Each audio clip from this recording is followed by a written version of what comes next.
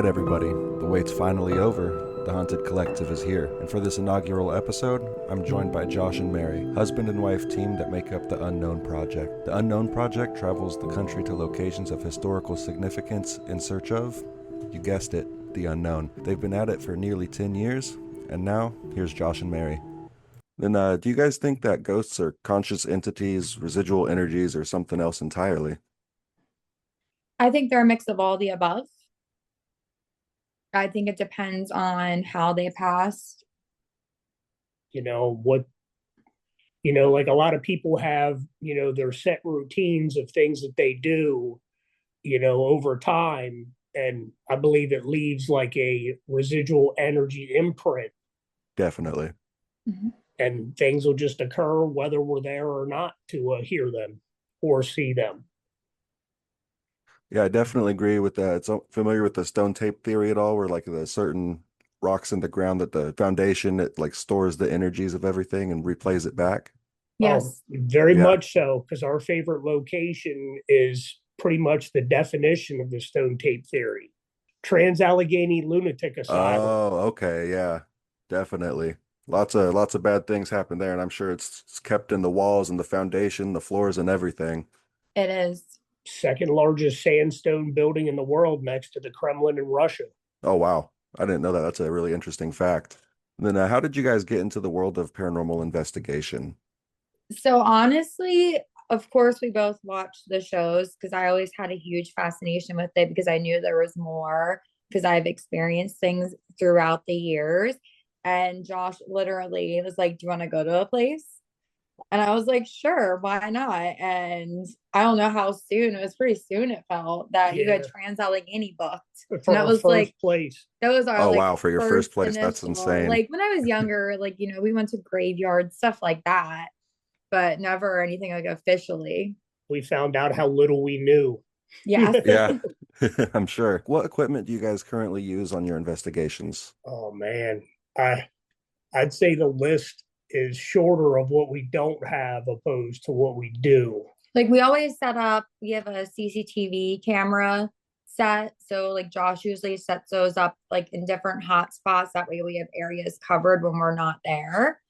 And then we place like REM pods, Yeah, REMs. EMF meters, We have SLS, Spirit Portal. We have footstep trackers. Um, Pretty much, therm. yeah, thermal imagers, well, monocular, and like the FLIR where you plug it into like a phone or a tablet. Oh, okay. Man, you guys sound pretty well equipped then. We we could fill up a small U-Haul with our gear. There you You go. That's how start you guys. off, you buy a little, and then you keep adding. Yeah, Uh-huh. We didn't get it all at once. no, definitely not. Like Trans-Allegheny taught us, we bought a night vision camcorder off Amazon for like $60, and we found out real quick that there's dark and then there's real dark. We couldn't see anything that night. We were blind. Pretty much, and our all three of our batteries died within like I want to say 2 or 3 hours. Yeah. Oh no. Yeah. It's really So, leaving you guys in the dark then. Yeah. oh man, we were in the truest sense of the word. Like even when it was working, I'd hold my hand maybe like 2 foot in front of the camera, and you were able to see my hand barely. Yeah, because I know a lot of those like night vision cameras and night vision equipment, they need at least a little bit of light to work. And so I'm Yes. sure in there that there's not very much of that like ambient lighting for it. No, and that's something we didn't know because we're not really like technical people that way with cameras. And that's when we found out, Hmm. oh, we need to add IR lights. Now I'm like a self-proclaimed expert on night vision, and we have so many different kinds of IR illuminators. We have one that's almost 400 LEDs in it. Oh wow. Yeah, I I was bet that one gets pretty bright then. It does. it does. Like I felt defeated after our investigation, and I'm the type of person that when I feel like I failed, I'm gonna figure it out and go, above and beyond to never repeat that mistake. There you go. That's how you get good and that's how you learn things for sure. Exactly. Is there any piece of equipment that you guys think is unreliable and like maybe doesn't work as well as other people say it does? Well, unreliable. Like I know a lot of people say SLSs are unreliable. You have to know how to use them because, True. like, you have to keep them. So I will agree with that because if they're not being used properly, you're going to get a stick figure anywhere because it like Hmm. maps.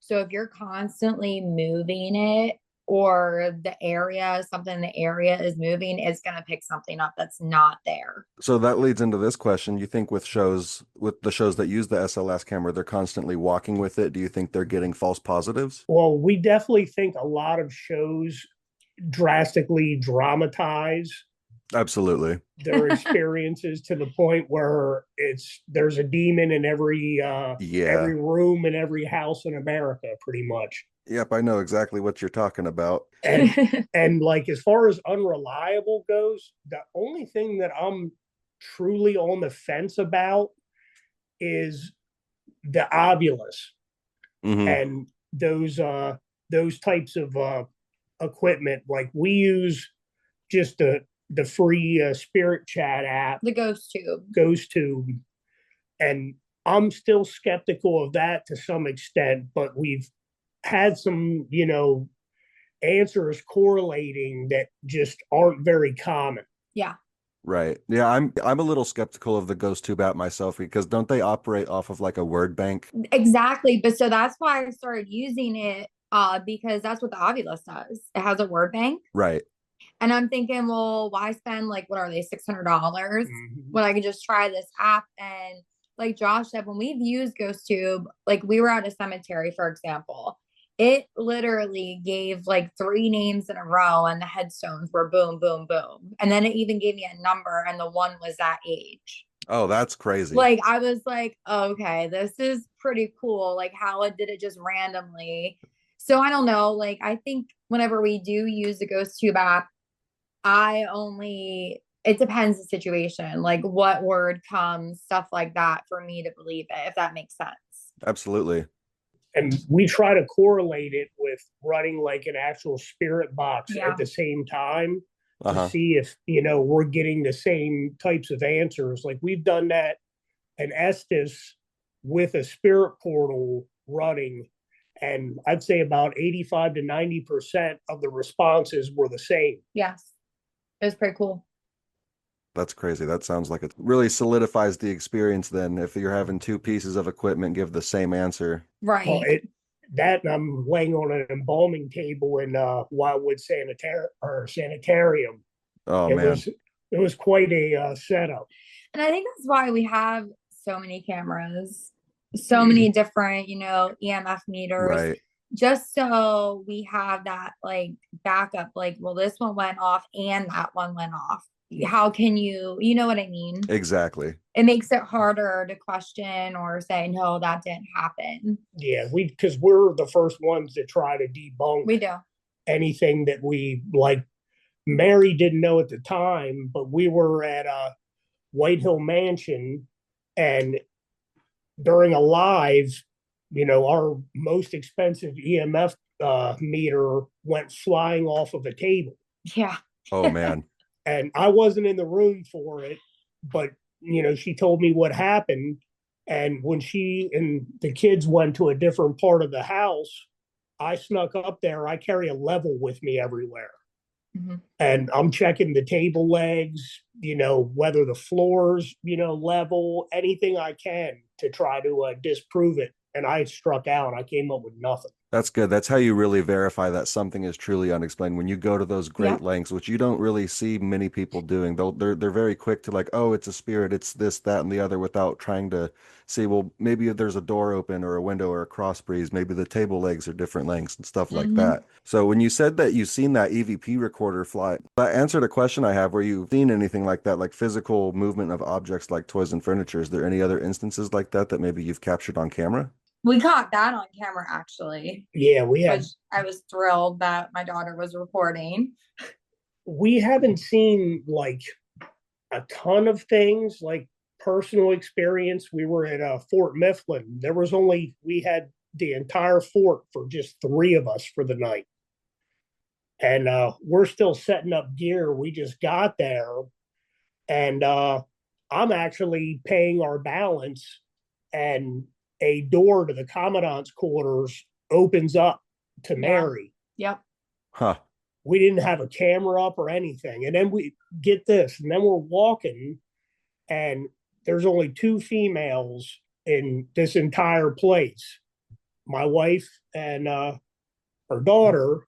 And we're walking, and we hear a disembodied voice of a female say hello. Yeah. Oh man. That is the first time for me that I ever heard something with my own ears like that. Yeah, we all froze and like looked Did at you each hear other. that? Did you just hear that? Man, I can only imagine how that would make you guys feel in the moment. Yeah. It's just like that feeling of disbelief and just like Yeah. real Yeah. like yeah. I couldn't even begin to imagine. Where did that come from? Right. And so of all the locations that you've been to, which do you feel was the most haunted? Oh, I'm yeah. gonna say Trans-Allegheny Lunatic Asylum. I'm gonna agree with her. Yeah, I kind of had a feeling. Hillview Manor is a pretty close second Yeah. as far as experiences. Our last time there, I was singing Christmas carols this past December, and I was told to get out, and then a different male voice said, "Get him." We also got an Oh, EVP of a child saying mommy that time. Yep. oh wow. Yeah. But Trans-Allegheny, our very last trip, where there's a hallway there in the forensics building out in the there's out in the med buildings. There's three med buildings out there, or it's the med building that it happened in. And we're walking out for the night, and we said goodnight to the guide and told him that we're leaving. And we get down to what I call my favorite hallway, and we hear a growl. Well, Mary hears a growl. I did with my own ears. Oh, I would have turned around and ran right out if Well, I'd heard so that. I don't run, but we have it on film. Like I'm speed walking, saying, Uh-huh. no, I'm out of here.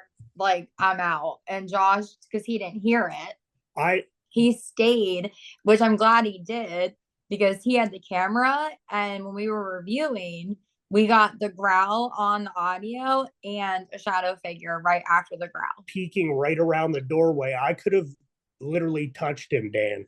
Oh, yeah, and you guys gave me chills with that one. Yeah, like that's, I mean, Trans-Allegheny, we've had so many experiences besides like things we've captured. That's why it's like top on our list. Absolutely. What was the most terrifying experience you've had during an investigation? It's easy for me. I have two. All right, well, go ahead. Both at Trans-Allegheny, separate times. The first time I lost time. I wandered away from Josh, which this was in the very beginning. I didn't do that. I'm like probably annoying him so close to him, up like on him. She never left my side in the beginning. And I don't remember. I don't know how long, like Josh came and got me.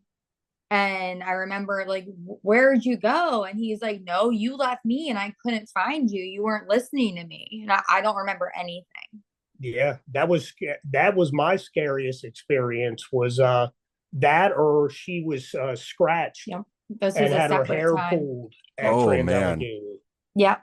Both in different buildings. Yep, both in different buildings. And yeah, I got her out of there right away, and then I went back in and had a few words for the choice spirits that may or may not have been the culprit. The losing track of time, like I'm still trying to figure it out. Like, are you in a trance? Like, you know what I mean? Like, I have Right. no idea. Right, because you don't really hear And about that it with like, bothers me. yeah, I'm sure. Because you don't really hear of like missing time or lost time with ghosts and things. You hear more so with like alien encounters and UFOs. So that's very interesting. I Right. wonder if it was like, not to say you were like possessed or anything, or maybe something like influenced you. Right. And that's what scares me because it's like it could be one of those things. Right. But which one and why? Right. So yeah. That's still something I want to learn more about. I just don't want to go through it again. Yeah. And Understandable. And then we had a friend have the same exact experience, not knowing, in the same building. Yep. And she didn't even sound like herself. She's very high strung, and she sounded like, I don't know, I hate Tired, tired. depressed. Yeah. Like just there existing. It was crazy. Yeah, so it sounds like maybe that spirit could have been using her as like a conduit to communicate or something. Yeah. It makes you wonder, doesn't it? Sure does. Definitely does.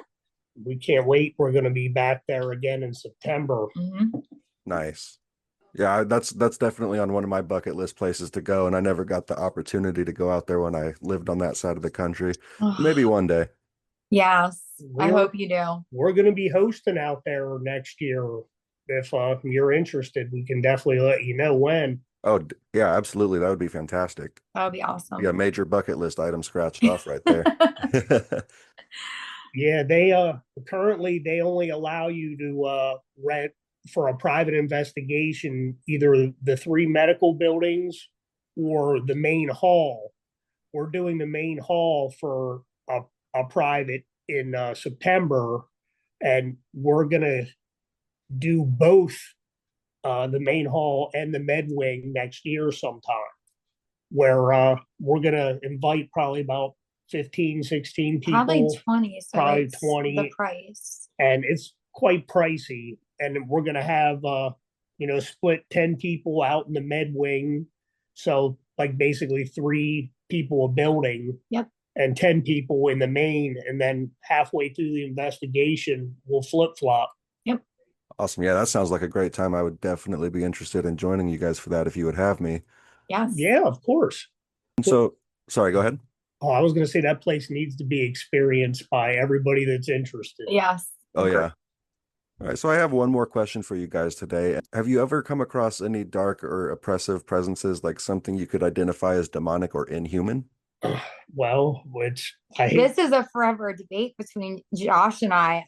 So I think there's something at Trans-Allegheny in the basement that before it even growled and I saw the shadow, I thought it was possibly dark, or I don't know what it is. And Josh thinks it's just like a negative, like it was a negative person in life, so a negative person in the afterlife. Right. So we're forever debating, and every time we go, we're trying to investigate it more to see exactly what it is.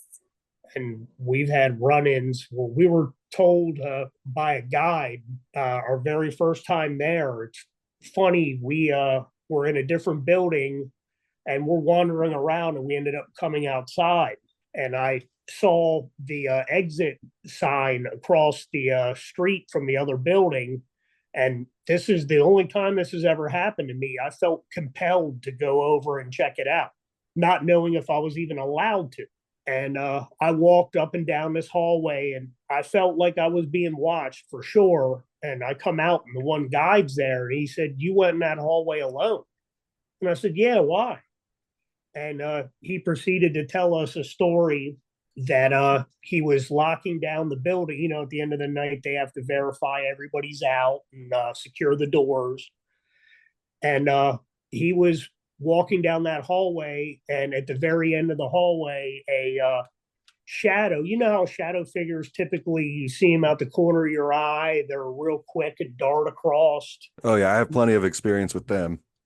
Well, this one walked out in the middle of the hallway and stood there like almost like a old Western showdown. And he said it started walking towards me. And he said, this is the first time he's ever seen anything with his own eyes there. He's heard footsteps and stuff, but nothing really to this level. And this thing proceeded to drop on all fours, and it went on the side of the wall. And I asked him, I said, "Well, what happened next?" He said, "Do you think I stayed there and saw? I tore out of there." He said, As any I seen reasonable enough. person would. Right. If I said, seen "I've something seen start enough." crawling on the walls, man, I'd be gone. Exactly. And he said, "I have refused to go back in that building alone ever since Wow. that happened." So we're hoped to put, this more investigation into whether or not that spirit's negative or not, but I'm pretty sure they can travel from building to building. So in September, I'll be calling for him every chance I get, trying to taunt him to poke the bear and find out what he really is. Hey, you'll definitely have to let me know how that one goes. We will. We definitely will. It's every time we're there, the activity ramps up from the previous trip. Agreed. Do you think that maybe the spirits and entities there recognize you guys? I believe in that. Yes, I do believe in that as well. And we actually still have to go over some audio, but we were just in Gettysburg at the Rainworth Lodge, and we could tell for sure the spirit portal said project, but there was a word or two before that, and we think that they said the unknown project. Oh, whoa. That would be cool, right? That If would it be does say something, wouldn't that. it? What are the chances of they spirit portals, they scan radio frequencies so quick? I can't say that I can imagine the word project being used that often. So we definitely believe they recognize you from previous trips, because this will be our 5th trip to Trans-Allegheny. And just from going to places multiple times over the years, we notice like an increase of activity or like responses. So that's why I also believe in that they like get used to you, remember you, or Right. comfortable. Or they don't like you, in my case, Yeah. most of the time, and they want to take a shot or scare you. I wonder why. I might be a jerk sometimes. So aside from going back to Trans-Allegheny this coming September, what other upcoming investigations do you guys have planned? So we have Pennhurst Asylum June 23rd. Oh, that's coming up real soon. Yeah, we're excited about that. Like it's I'm a sure. Monday, boo, but that's all they do for private. But we can't wait. Yeah, well, hopefully we'll be live. We had trouble with our signal there last time. So we'll see. But you'll be on, being on the West Coast, it won't be that late for you. We'll probably be going live maybe 6, 7 o'clock your time. I was gonna say, I don't know. Oh, I'll definitely keep an eye out for that then. Yes, please do.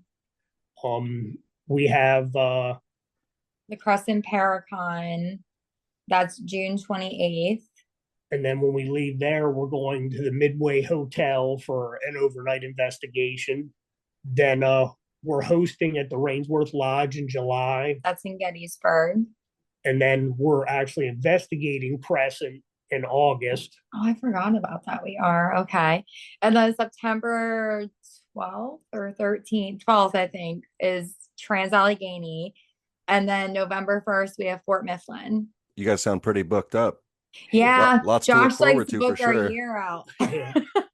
I'm guilty, man. I'm always trying. Well, although she just said to me earlier, you think we'll sneak Hillview in again? And I said, oh, we can definitely sneak that in if you want. I try to keep our summers open because summers are just, I love summer and I like to enjoy it. I don't want to be ghost hunting in the summer, but we ended up having a lot this summer anyways. Yeah. I mean, you personally booked at least one of them. Yeah, I did. I'm to blame. So where can everybody in the audience find you guys at? So we are on all the socials: YouTube, Facebook, Instagram, Twitter, and TikTok.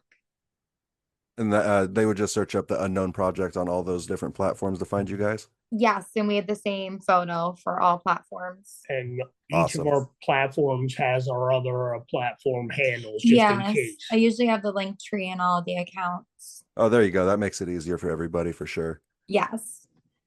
Alrighty, well, thank you guys so much. This has been such a fascinating conversation. I can't wait to talk to you guys again, and I'll be keeping an eye out for your investigation coming up on the 23rd. Sounds good. Thanks for having us. It was nice talking to you. Thank Likewise. you, man. We appreciate it. Appreciate you guys. Have a nice one. You too. Bye. Bye. That was really an interesting conversation, wasn't it? So before we go, I have one last special treat for you guys, considering this is the first episode. So this is a story I found on Reddit titled John the Ghost. Back in 2018, we bought a duplex that was built in 1928. Super quaint and cute. Right off the bat, the house felt different than all the others we had seen. During settlement, the previous owner said, "If you take care of the house will take care of you." Well, my father and brother proceeded to junk up the house. Food left out, things left all over the place, soda cans on the ground. This was very abnormal behavior, but my father was recently divorced and in a depression to his defense. Anyways, we started to notice weird things around the house. A mixing spoon popped up out of a very deep bowl and landed in the middle of the kitchen floor. A shadow figure would be seen going through the house. One particular day, my brother called me freaking out. He said soda cans were rolling across the floor violently on their own, and he saw an old man sitting in the chair on the back porch. He even called the police. A week later, my father saw an old man standing in the sunroom dressed in sweatpants and a gray shirt. As my father's depression got better, I continued maintaining the home while he no longer junked it up. Things calmed down. The house was clean, the house was calm. Only when we started painting did my grandmother see a shadow figure walk from my brother's room and through the banister of the steps. Then about 6 months later, our neighbor's demon child tried kicking in the front door because he claimed my brother had something of his. These kids are about 10 or 11 at the time. So finally my brother caved and let him in because he was terrified and afraid he would be hurt if he did not. The neighbor kid searched all over our home for this item. I can't remember what it was he was looking for. And then finally he goes in the basement. He came flying up the stairs, yelling about an angry old man down there. He refused to even come on our porch, and even 3 years after that until he moved. One day, my father spoke with the previous owner, and she shared similar experiences. After talking to the neighbor and doing some property history lookup, we discovered that in the 1990s, an 86-year-old man named John died on the back patio after spilling something in the basement and opening the rear basement door for ventilation. John is who we had been seeing. We realized that John is a very friendly presence, and to this day we still experience activity. I was on the phone with a friend and saw a gray mass go from my closet over to the other wall and told my friend what had happened. I have since bought my own home and moved. My new home felt different, and I couldn't quite put my finger on it. I realized that my home lacks that energy. My dad's home itself feels like it is alive, as if the home itself is its own being. We would even jokingly sign John's name on cards, and whenever I stop by I always yell, "Hi, John." John's cool. I miss him. My current home is the only non-haunted home I've ever lived in, and I dislike it. I've lived in one other home aside from John's house, and that had some very negative energy, which is a whole different story. John was a pretty cool dude. We all need a John. That's from Moist Ad on Reddit. Man, you don't really hear of friendly ghosts too often, do you? That's why I thought I'd share it with you guys. So thank you all so much for tuning into the Haunted Collective for this first episode. There's more to come. See you next time.